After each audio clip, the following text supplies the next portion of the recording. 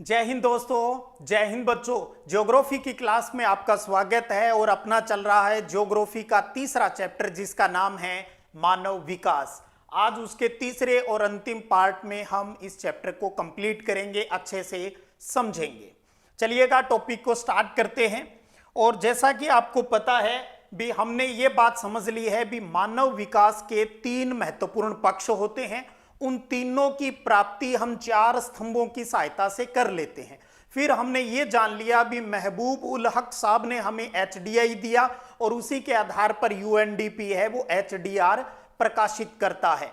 अब एचडीआई में इन तीनों महत्वपूर्ण पक्षों का मापन किस प्रकार से किया जाता है, वो इंडिकेटर कौन से हैं, आज वहां से अपनी बात स्टार्ट करेंगे। तो टॉपिक हो गया अपना मानव विकास के तीनों क्षेत्रों के मापन के सूचक। तीनों क्षेत्र अपना वही शिक्षा, स्वास्थ्य और संसाधनों तक पहुंच की बात। अब सबसे पहले बात करते हैं भी एजुकेशन को किस आधार पर नापा जाता है एचडीआई के अंदर। तो दो आधार है इसमें। एक तो है प्रौढ़ साक्षरता दर यानी अडल्ट लिटरेसी रेट, यानी 15 से 35 साल के कितने लोग पढ़े लिखे हैं, जो कि पढ़ना लिखना जानते हैं, उनकी संख्या इसके अंदर काउंट होती है। दूसरा इसके अंदर है सकल नामांकन अनुपात यानी ग्रोस इनरोलमेंट रेशो। स्कूल में जो एडमिट जो बच्चे हैं उनकी संख्या यहां पर काउंट है वो की जाती है। तो एएलआर और जीईआर इन दोनों की सहायता से यह पता चलता है भी उस देश के अंदर एजुकेशन की पहुंच कहां तक है, यानी स्कूल डेवलपमेंट पर कितना काम वहां हो रहा है, यह हमें पता चलता है। दूसरी बात करें अपने हेल्थ के ऊपर, स्वास्थ्य, इसकी जांच किस आधार पर होती है। तो यह है भी जन्म के समय जीवन प्रत्याशा क्या है। किसी बच्चे का जन्म हुआ है, उस टाइम एवरेज जो उम्र जीने की मानी जाती है वो कितनी है, यह ध्यान रखा जाता है। अगर किसी देश में उच्चतर जीवन प्रत्याशा है, अब उच्चतर जीवन प्रत्याशा है तो हमें इसका मतलब पता होना चाहिए। परीक्षा में ऐसा सिंपल सा एक नंबर का क्वेश्चन आ जाता है कई बार, उच्चतर जीवन प्रत्याशा से आप क्या समझते हैं। तो इसका मतलब है लोगों के पास लंबा और स्वस्थ जीवन जीने के अवसर हैं वो ज्यादा होते हैं। जहां उच्चतर जीवन प्रत्याशा जहां ज्यादा है, इसका मतलब वहां के लोग हेल्दी है। तो इसके आधार पर हेल्थ की इंफॉर्मेशन हो जाती है। फिर बात करें संसाधनों तक पहुंच, भी चीजें हैं वो लोगों को उपलब्ध हो जाए, इसका पता किया जाता है उनकी परचेजिंग पावर से, अर्थात लोगों की इनकम की सहायता से इनको मापा जाता है। यानी प्रति व्यक्ति है लोगों की इनकम कितनी है, क्योंकि इनकम से ही वो व्यक्ति वस्तुओं और सेवाओं का उपभोग कर पाता है। जेब खाली है तो काहे का उपभोग कर पाएगा। तो इन तीनों को इन सूचकों की सहायता से माप लिया जाता है। और सबसे बड़ी बात, इन तीनों को अलग अलग नाप लिया जाता है। पहले यूं नहीं है एक साथ, पहले शिक्षा का, फिर स्वास्थ्य और इनका अलग अलग मापन कर लिया जाता है, फिर इन सबको जोड़ लिया जाता है। और इनमें से प्रत्येक का जो हिस्सा है वो 1/3 होता है, और 1/3, 1/3 और 1/3 इन तीनों को जोड़कर टोटल उस देश का एचडीआई है वो पता चलता है। यानी उस देश के अंदर शिक्षा, रोजगार, स्वास्थ्य, संतुष्टि किस प्रकार की है, सड़कों की लंबाई, अस्पतालों की संख्या, उनकी जीडीपी, एनपी वो कितनी है, ये चीजें जितनी ज्यादा डेवलप होगी वहां के मानव का विकास उतना ही ज्यादा होगा। अब देखिए एचडीआई है ये मानव विकास के प्राप्ति स्तर को मापता है। इसका मतलब है भी सभी क्षेत्रों में हुई उपलब्धि है वो हमें एचडीआई के इन मापकों से पता चलती है। फिर भी जो एचडीआई है अपना मानव विकास सूचकांक है, इसे सर्वाधिक रिलायबल, विश्वसनीय है वो नहीं माना जाता है। यह अपने आप में एक प्रश्न है भी एचडीआई को सर्वाधिक विश्वसनीय क्यों नहीं माना जाता है। क्योंकि ये जो सूचकांक है ये हमें वितरण के बारे में किसी प्रकार की कोई जानकारी नहीं देता है। इसका मतलब ये है भी शिक्षा, स्वास्थ्य, संसाधनों के पहुंच, इनसे ये पता नहीं चल पाता है भी मानव के जीवन में कितना सुधार है वो हो पाया है। तो इसलिए इसे विश्वसनीय है वो नहीं मापा जाता है। चलिए अब आगे बात करते हैं, यूएनडीपी कितने प्रकार के सूचक हैं वो हमें देती है जिससे हम मानव विकास को मापते हैं। तो इसके दो महत्वपूर्ण सूचकांक है, जिसमें एक हमने अभी अभी पढ़ा HDI, और ये HDI क्या करता है, मानव विकास के अंदर ग्रोथ को मापता है और इसके अंदर इनकम भी शामिल रहती है। आपको पता है तीसरा जो अपना है जो पक्ष संसाधनों तक पहुंच, वो इनकम से ही जुड़ा हुआ है। तो ये मानव विकास में ग्रोथ को बताता है और इनकम इसके अंदर शामिल रहती है। लेकिन यूएनडीपी एक इंडेक्स है वो और देती है अपने को, और वो है HPI, human poverty index, Hindi में जिसको कहें मानव गरीबी सूचकांक। ये जो सूचकांक है गरीबी वाला, ये विकास के अंदर कमी को मापता है। HDI वृद्धि को मापता है, ये कमी को मापता है, और वो इनकम को शामिल रखता है, और ये बिना इनकम वाला मापक है, ध्यान रखिएगा। और HDI और HPI इन दोनों से ही किसी देश के मानव विकास की सही स्थिति का हमें पता चलता है। तो खाली हम ऊंची ऊंची बात करें, नीचे वालों के क्या हाल है उनके बारे में कौन बताएगा। एक चीज यहां पर मैं आपको और बता दूं, आजकल क्या है, HPI की जगह MPI को यूज किया जाता है, मल्टी डायमेंशनल पॉवर्टी इंडेक्स, यानी बहुआयामी गरीबी सूचकांक के रूप में। इसमें 10 शिक्षा, स्वास्थ्य और संसाधनों तक पहुंच के अंदर 10 प्रकार के सूचकों का इस्तेमाल किया जाता है। MPI की 2022 की रिपोर्ट के अनुसार बात करूं तो अपने इंडिया के अंदर 22 करोड़ 80 लाख लोग हैं वो गरीब हैं। तो ये भी एक सूचना देता है HPI या MPI जो आजकल यूज होता है, भी किसी देश के अंदर गरीबी का क्या सिचुएशन है, वहां पर वो अमीर है, गरीब है, क्या हालात है, उसके बारे में जानकारी देता है। तो चलिए अपने सिलेबस के अकॉर्डिंग हम HPI के मुद्दे को ही रखते हैं। तो HPI कमी को मापता है, और इस कमी को मापने के प्रमुख सूचक कौन से हैं उनकी बात कर लेते हैं, वही तीनों एस्पेक्ट के हिसाब से। इसमें एक तो ये किया जाता है 40 वर्ष तक जीवित रहने वाले लोगों की संख्या। तो यहां 40 से पहले पहले कितने लोग मर जाते हैं उनकी संख्या का पता किया जाता है। दूसरा है कम भार वाले छोटे बच्चों की संख्या, भी कुपोषण के कारण जिन बच्चों का भार कम हो गया उनकी संख्या यहां ली जाती है। तो एक तरीके से ये दोनों एस्पेक्ट किससे जुड़े हुए होंगे, हेल्थ से, यानी स्वास्थ्य से जुड़े हुए होंगे।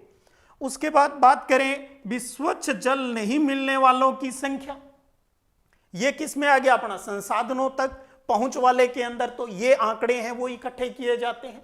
इसके साथ साथ आजकल भी किस लोगों के पास टीवी, कार, मोटरसाइकिल, जो भी दैनिक जीवन उपभोग की वस्तुएं हैं वो उसके पास कितनी हैं, इसकी संख्या भी इसके अंदर काउंट की जाती है संसाधनों तक पहुंच में। और लास्ट में बात करें शिक्षा की, तो इसमें प्रौढ़ निरक्षरता और स्कूल छोड़ने वालों की संख्या का पता किया जाता है। अब याद कीजिए जो अपना HDI है, उस HDI में एजुकेशन में हमने क्या लिया था, हमने लिया था प्रौढ़ साक्षरता दर। यहां उसका उल्टा ले रहे हैं भी अनपढ़ निरक्षर लोगों की संख्या। वहां हमने लिया था स्कूल में जो नामांकित हो चुके हैं, जो कहीं ना कहीं किसी भी सरकारी प्राइवेट किसी न किसी इंस्टीट्यूट में पढ़ रहे हैं, उनकी संख्या ली थी। और यहां यह लिया जाता है भी स्कूल को छोड़ने वालों की संख्या। तो HDI में पॉजिटिव चीजों के आंकड़े लिए जाते हैं, जबकि HPI के अंदर नेगेटिव आंकड़े लिए जाते हैं। पॉजिटिव और नेगेटिव दोनों के आधार पर उस देश की रैंक है वो अलग अलग निकाली जाती है, और फिर उस देश के अंदर मानव विकास का मूल्यांकन है वो सही तरीके से किया जाता है। तो इसलिए इन दोनों का ही इस्तेमाल किया जाता है। चलिए ये बातें आपके क्लियर हो गई। अब बढ़ते हैं आगे और बात करते हैं भी क्या ये HDI और HPI ये सिर्फ दो ही सूचकांक है या कुछ और भी है? अब तक हमने जो पढ़ रहे हैं वो UNDP द्वारा डेवलप जो बातें हैं HDI और HPI उनको हमने समझा है, लेकिन इसके अलावा भी कुछ इंटरनेशनल ऑर्गेनाइजेशन हैं जो कि और भी आंकड़े जारी करती है उस देश के अंदर मानव विकास को लेकर। चलिए उस पर बात कर लेते हैं। भी HDI और HPI के अलावा भी मानव विकास को मापने की नई विधियां हैं, वो विकसित हो रही है और आगे भी होती रहेगी। जैसे एक है राजनीतिक स्वतंत्रता सूचकांक PFI, पॉलिटिकल फ्रीडम इंडेक्स। भी किसी नागरिक को उस देश के अंदर कितनी आजादी प्राप्त है, कितनी बोलने की आजादी प्राप्त है, कुछ करने की आजादी उसको प्राप्त है, इसके हिसाब से संख्या नोट की जाती है। और दूसरा है करप्शन, भ्रष्टाचार धारण सूचकांक यानी करप्शन परसेप्शन इंडेक्स CPI की बात है वो की जाती है। आप चैप्टर के लास्ट में क्रियाकलाप भी आपको दिया हुआ है, आपके लिए एक तरीके से सेल्फ होमवर्क दिया हुआ है। NCERT का यही तो मूल उद्देश्य होता है भी होमवर्क के अंदर इस प्रकार के प्रोजेक्ट वर्क देना होता है, लेकिन अक्सर अपने क्या किया जाता है, पाठ के पीछे अभ्यास प्रश्न है और उनको कॉपियों में लिखाया जाता है। अब वही अपना पारंपरिक सिस्टम चल रहा है, काश इसमें थोड़ा सा संशोधन हो विकसित देशों की तरह। तो अब बात करें भ्रष्टाचार धारण सूचकांक CPI के बारे में। हालांकि ये डायरेक्ट आपके सिलेबस में नहीं है, लेकिन प्रोजेक्ट के अंदर दिया है, तो आपके नॉलेज के लिए मैं कुछ बातें यहां पर आपको बताना चाह रहा हूं और आपसे ये भी उम्मीद करता हूं आप इसको गूगल कर सकते हो और भी इसके बारे में डिटेल जानकारी प्राप्त कर सकते हो। CPI 2022 के आंकड़ों की बात करें तो सर्वाधिक भ्रष्ट जो देश हैं वो अफ्रीका महाद्वीप का सोमालिया है, और सबसे कम भ्रष्ट देश की बात करें तो यूरोप का डेनमार्क है।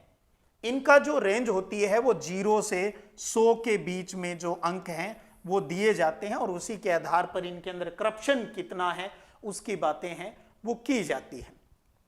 और भारत का स्थान है, अभी जो 2022 में 180 देशों की रिपोर्ट आई थी उसमें से भारत का स्थान 80 पर है। और ये करप्शन की समस्या किसी एक देश की नहीं, सभी देशों की ये बहुत बड़ी समस्या है, काश इस पर भी कुछ काम हो।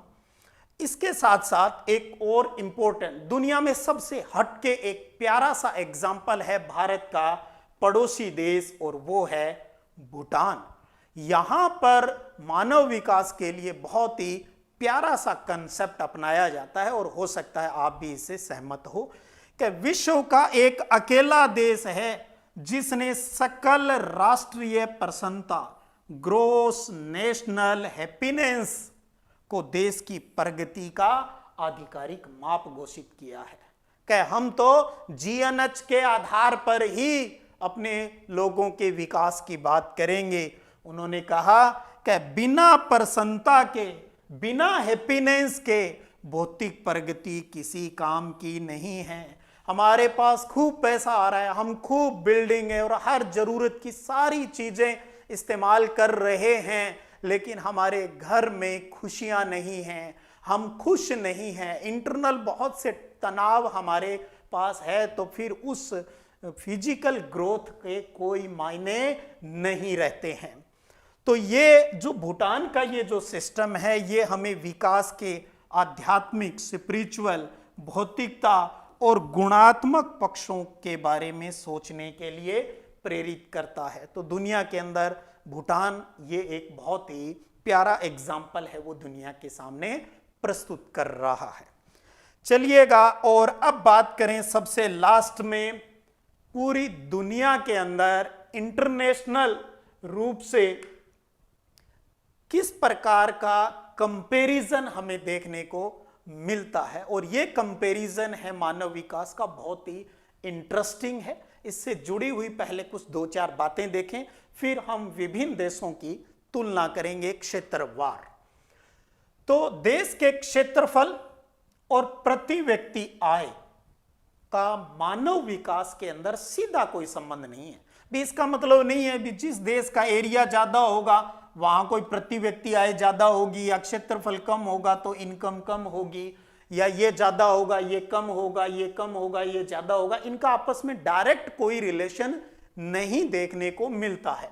मानव विकास के अंदर देखा गया भी बड़े देशों की तुलना में है वो छोटे देश हैं वो अच्छा काम कर रहे हैं। आपको पहले मैंने एचडीआर की रिपोर्ट के बारे में भी पहले के वीडियो में बता दिया है।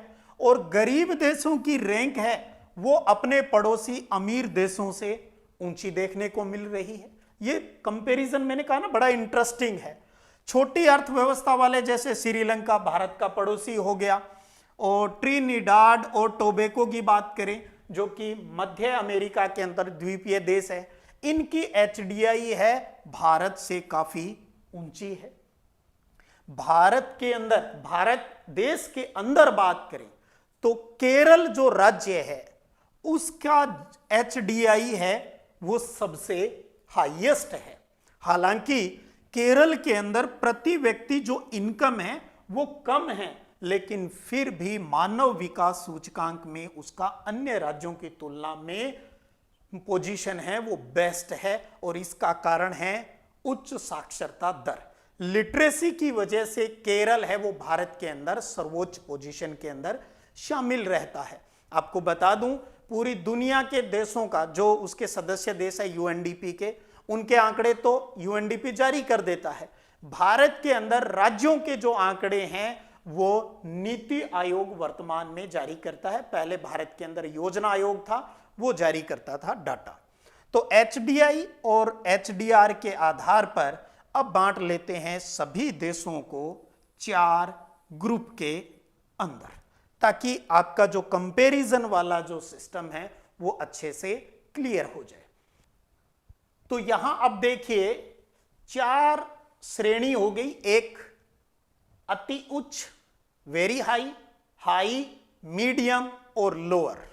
अब चारों का आपको यह पता होना चाहिए एचडीआई स्कोर वेरी हाई का 0.8 से ऊपर होता है और हाई का होता है 0.7 से 0.799 के बीच, मध्यम का 0.550 से 0.699 तक और निम्न का होता है 0.549 से नीचे तक। अब यहां पर 2 एचडीआर रिपोर्ट दी गई है 2020 और 22 लेटेस्ट की है आपके नॉलेज के लिए, और 20 वो है जो आपके एनसीईआरटी सिलेबस के अंदर दिया हुआ है। तो क्योंकि अब आपके दिमाग में ये होगा भी सर एग्जाम के अंदर क्या हिसाब करना है। देखिएगा एग्जाम में मोस्टली जो आपके क्वेश्चन आते हैं स्टेट बोर्ड के एग्जाम के अंदर आपको वही जो आपके आंकड़े दिए होते हैं उसी के अकॉर्डिंग। हाँ, आप अगर उसके साथ लेटेस्ट लिख के आते हैं तो वो एक पॉजिटिव बात होगी, नेगेटिव नहीं होगी। तो वेरी हाई के अंदर 66 2020 में और 2022 में भी 66 है, हाई के अंदर 53 और 49 हो गए, मध्यम में 37 और 44, निम्न में 38 और 32। और इनका टोटल आपको पता है 2020 में 189 देश शामिल थे और 2022 में 191 देश। तो लगभग वही सेम सी रिपोर्ट है वो चल रही है। अब हमें यहां कंपैरिजन फिर करना है भी, यहां दोनों कैटेगरी वेरी हाई और हाई वालों की बात करें भी, ज्यादातर इसके अंदर कौन से महाद्वीप के देश शामिल है। तो आपको बताना चाहूं इसके अंदर ज्यादातर एक तो यूरोप के देश शामिल है, उसके साथ उत्तरी अमेरिका महाद्वीप और ओसेनिया यानी ऑस्ट्रेलिया जो महाद्वीप है वो देश ज्यादातर इसके अंदर शामिल है। और अब बात करें भी, एक तो ये हो गया भी मोस्टली कौन से देश हैं, और फिर वहां पर उस हाई ह्यूमन डेवलपमेंट के कारण भी तो आपसे हमें समझना है। तो इन देशों के अंदर हाई ह्यूमन डेवलपमेंट के कारण है, एक तो इन क्षेत्रों में सामाजिक सेक्टर के ऊपर वहां की गवर्नमेंट है वो सबसे ज्यादा इन्वेस्टमेंट करती है, और इन देशों के अंतर्गत राजनीतिक लड़ाई और अस्थिरता नहीं है। यानी ये नहीं है भी सरकार जल्दी जल्दी वहां बदल जाती है, जो भी जिस देश का टाइम पीरियड होता है उतना कार्यकाल वहां आपको लगभग पूरा देखने को मिलता है, और वहां पर जो भी रिसोर्सेज है उनका वितरण लगभग एक समान है। तो इन 3 प्रमुख कारणों की वजह से यूरोप, अमेरिका और ऑस्ट्रेलिया महाद्वीप के देशों का जो मानव विकास डेवलपमेंट है वो जो ज्यादा देखने को मिलता है। अब बात करें भाई मध्यम वालों की, 44 वालों की, या इधर 2020 में 37 वालों की। ज्यादातर इसके अंदर वो देश शामिल हैं जो कि सेकंड वर्ल्ड वॉर के बाद आजाद हुए। 1945 के अंदर सेकंड वर्ल्ड वॉर खत्म हो गया था, उसके बाद में जो एशिया और अफ्रीका के जो देश यूरोप के गुलाम थे वो आजाद होने स्टार्ट हो गए, जैसे अपना देश 1947 को आजाद हो गया। तो एक तो वो देश इनके अंदर शामिल है, और दूसरा है 1991 के अंदर जब सोवियत संघ का विघटन हो गया था 15 देशों के अंदर, वो खुद 15 देशों में टूट गया, तो वो देश भी इसके अंदर शामिल है। तो सेकेंड वर्ल्ड वॉर के बाद अंग्रेजों की गुलामी से आजाद हुए देश, और दूसरा 1991 में सोवियत संघ के विघटन के बाद के जो ज्यादातर देश है वो इस मध्यम वाली कड़ी के अंदर शामिल रहते हैं। अब बात करें भी ये मिडल में कैसे हैं, सेंटर में कैसे हैं, तो एक तो यहां क्या है, लोक कल्याणकारी नीतियों और सामाजिक भेदभाव को दूर करने के लिए स्कोर में सुधार हो रहा है। इन दोनों चीज में लोक कल्याणकारी नीतियां वहां पर अपनाई जा रही है और सामाजिक भेदभाव को दूर किया जा रहा है, जिससे स्कोर बढ़ रहा है, क्योंकि इन देशों में ज्यादातर जो सामाजिक रूप से जो विविधता है वो ज्यादा देखने को मिलती है, तो इसलिए वहां पर सामाजिक भेदभाव को दूर करना बहुत जरूरी है। चलिए अब बात करते हैं अंतिम, निम्न लेवल वाले देश कौन से हैं। ज्यादातर आपको यहां अफ्रीकी देश है वो मिलते हैं, गरीब, वो देश जहां राजनीतिक लड़ाई चलती रहती है, गृह युद्ध देश के अंदर ही खटपट चलती रहती है, अकाल है, बीमारियां हैं, इन चीजों से जो पीड़ित जो छोटे देश हैं वो इस कैटेगरी के अंदर शामिल है, जो कि 20 के अंदर 38 थे और 22 के अंदर इनकी संख्या 32 है। तो अब इसका कारण भी निम्न वाले यहां क्यों है, एक तो है भी ये सामाजिक सेक्टर पर की तुलना में अपने देश की प्रतिरक्षा पर, डिफेंस के ऊपर ज्यादा खर्च है वो करते हैं। अब आप देख लो भी जहां लड़ाई, गृह युद्ध, अकाल, बीमारियां चल पड़ी, वहां सामाजिक कल्याण के लिए पैसा कहां बचेगा, वहां तो उस लड़ाई को रोकने के लिए आर्मी पर ही जो हथियार है उन्हीं के ऊपर सारा खर्चा चलता रहता है। और दूसरा है अस्थिर सरकारों से आर्थिक विकास में कमी। अब पता नहीं होता कब सरकार है वो बदल जाए, वहां पर अचानक ही पता चलता है, मीडिया में न्यूज आती है कि फला देश की सरकार है वो गिर गई है। तो आपको समझ में आया ना, बड़ा ही इंटरेस्टिंग है। एचडीआर की रिपोर्ट का जब इंटरनेशनल लेवल पर हम कंपैरिजन करते हैं तो बहुत से इंपॉर्टेंट तथ्य सामने आते हैं, और सबसे बड़ी बात इनको याद रखने की आवश्यकता ही नहीं, याद तो थोड़े बहुत कोई गौर करना है तो सिर्फ डाटा के ऊपर करना है, बाकी आंकड़े तो अपने आप ही आ जाते हैं। भी कोई अच्छा है तो क्यों है, इसका मतलब वहां की सरकारें बहुत अच्छी स्थिर रूप से रहती है, लोगों के कल्याण के लिए वो खूब पैसा है वो वहां खर्च किया जाता है, उनके पास पर्याप्त संसाधन है और उनका सही तरीके से इस्तेमाल करते हैं, और जहां लड़ाई दंगा रहता है वो बेचारे सबसे नीचे आ जाते हैं। मिडिल वालों के अंतर्गत उनको कह देंगे जो भी लोक कल्याणकारी और सामाजिक भेदभाव को खत्म करने के लिए अच्छी अच्छी योजनाएं चला रहे हैं वो बेचारे मिडिल में बैठे हैं, जैसे अपना भारत देश। तो अब मुझे आप ये बताइए, एचडीआर 2022 21-22 की जो रिपोर्ट है उसके अनुसार भारत का विश्व में कौन सा स्थान है, आप नीचे कमेंट करके जरूर बताइएगा, और नोट्स फॉर्म में इनको जरूर अच्छे से नोट कीजिएगा। इंपॉर्टेंट क्वेश्चन आंसर की पीडीएफ अभी तैयार हो रही है, जल्दी आपको टेलीग्राम चैनल है अपना, यूट्यूब चैनल का जो नाम है उसी नाम से सिद्धिविनायक संग्रिया, जिसका लिंक भी नीचे आपको मिल जाएगा, आप उसको ज्वाइन कर लीजिएगा, और उस पर क्लासेस की सारी जानकारी है वो वहां पर शेयर है, वो की जाती है। और आप में से जो बच्चे इस चैनल पर नए हैं तो आपको कहूंगा चैनल को सब्सक्राइब करके बेल आइकन दबा लें, जिससे जब भी यहाँ वीडियो क्लास अपलोड होती है वैसे ही आपको नोटिफिकेशन मिल जाएगा। और अगर आपको यहाँ पढ़ना अच्छा लगता है तो आप वीडियो को शेयर जरूर कीजिएगा। फिर मिलते हैं एक नए चैप्टर से शुरुआत के साथ, तब तक जय हिंद, जय भारत।